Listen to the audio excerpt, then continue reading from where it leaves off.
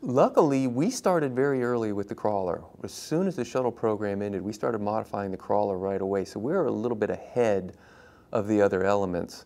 So probably the only big project we still have left to do is make sure we can electrically support everybody. When we're rolling, the crawler supplies power to anything above it.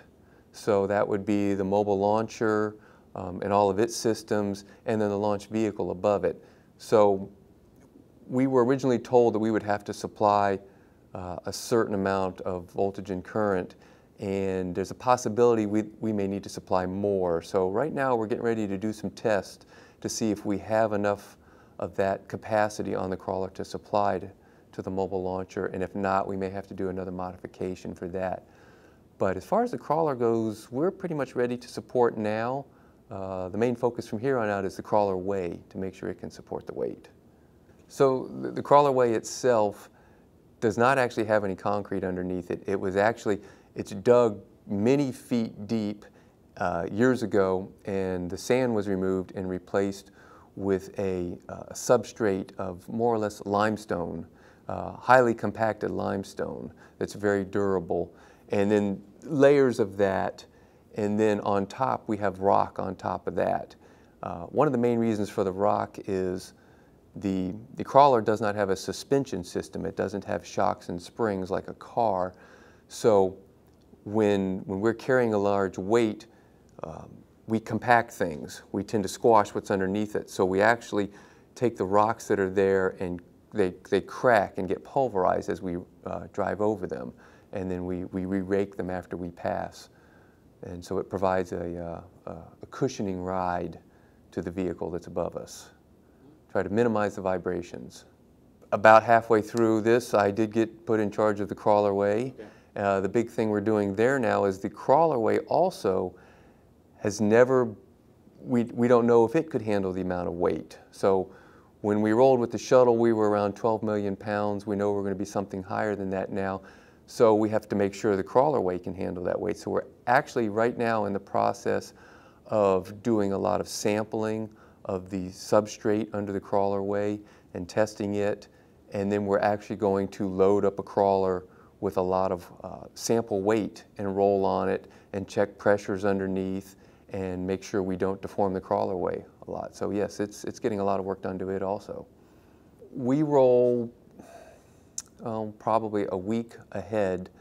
We'll roll over to where the ML happens to be, and we'll pick it up and we'll roll it into the VAB. We'll set it down on its mounts there, and we'll leave it there. We'll actually leave and either roll to outside the VAB or roll back to the crawler yard. And then the vehicle is then assembled on top of the mobile launcher. I don't know how long that takes off the top of my head. But when they're ready to finish, they'll give us a date. They'll tell us when it's time to roll again. So we'll roll over a few days ahead of schedule to make sure everything's working on the crawler. And then we'll start early in the morning and we'll roll underneath the mobile launcher and pick it up and then make sure everything's okay there. And then when we roll to the pad, we like to roll very early in the morning or late at night to try to avoid storms. We tend to have a big lightning rod as we're rolling out there. So we try to roll when the weather is at its best. So we'll start, like I said, late at night, early in the morning, and head on out to the pad, rolling at around 1 mile an hour, roughly, 0.8, something like that. There's computer people that will do analysis and tell us what our most optimum speed will be. The first few times we roll out there, we'll probably roll slower to make sure everything goes okay. I would say after we've done this a few times and it becomes routine, you're probably looking 6.5 hours to roll. It depends on speed, weather, if we have any breakdowns on the way.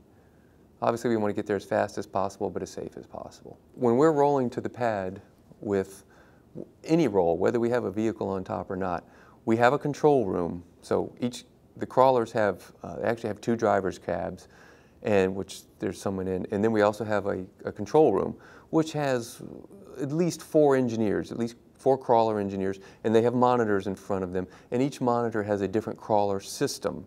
There would be somebody that monitors the gels, somebody that monitors the power supply, somebody that monitors the leveling of the crawler. So as we roll, we obviously want to keep whatever is above us as level as possible. So the crawler does have a leveling system, and it does report back to these consoles, and the engineers watch this. That system also has its own internal alarms. So when it gets to a certain point, it may just turn on a red light and let the engineers know, okay, we're maybe a little bit out of level on this one corner. If it gets worse, it may sound an audible alarm. And then it does actually have the possibility that if we were to run over a hole or something and one side gets significantly out of level, the system will actually shut the crawler down and bring it to a stop. And that lets us know, okay, we have to go out and analyze what the problem was and correct it.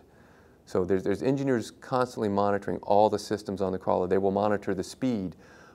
We do have specific, almost like speed limits. Whenever we go around turns, we always slow down. We go slower on the turns than we would on a straightaway. We're always, each corner of the crawler, that piece of, we call it a truck. So each truck has sensors there, and it has strain gauges, pressure gauges, and we're constantly monitoring the weight. So if for some reason we had a large wind come by that would significantly overload one of the corners of the crawler or one of the trucks, we would see that immediately, either the engineer looking at it or we would get a light or an audible alarm. And then it would be assessed to determine if we slow down, if we stop, we keep going. It's constant. It takes a team of about 20 people to roll the crawler.